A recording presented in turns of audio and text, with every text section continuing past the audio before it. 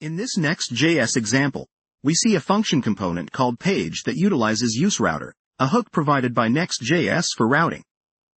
The router object contains a query object where slug is an array of path parameters. The pragmatically named file, slug.js, tells Next.js this is an optional catch-all route that can match multiple path segments. The question mark in the import statement prepares our component to handle cases where slug is undefined, which occurs when no additional path segments are present. When a user navigates to any subpath under the page component's route, Next.js populates the slug array with the path segments. For example, navigating to page, segment 1, segment 2 results in slug being segment 1, segment 2. The map function then renders each segment in a span, with spaces in between.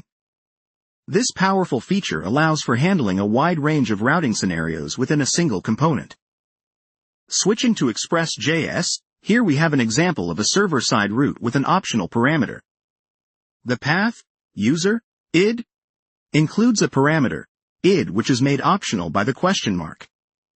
This route will match both user and user 123, for instance, assigning the value of 123 to user ID when the route is user 123.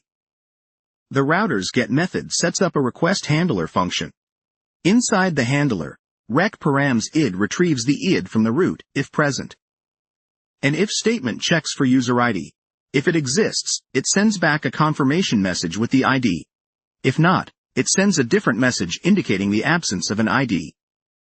This technique is used to create flexible routes that can behave differently based on the presence or absence of certain path segments. Both examples showcase the power and convenience of optional dynamic routes in web frameworks. With Next.js and Express.js, developers can create complex, adjustable routes that robustly handle a variety of request URLs. This leads to a clean, maintainable codebase that can adapt to numerous routing needs, enhancing both developer experience and user navigation.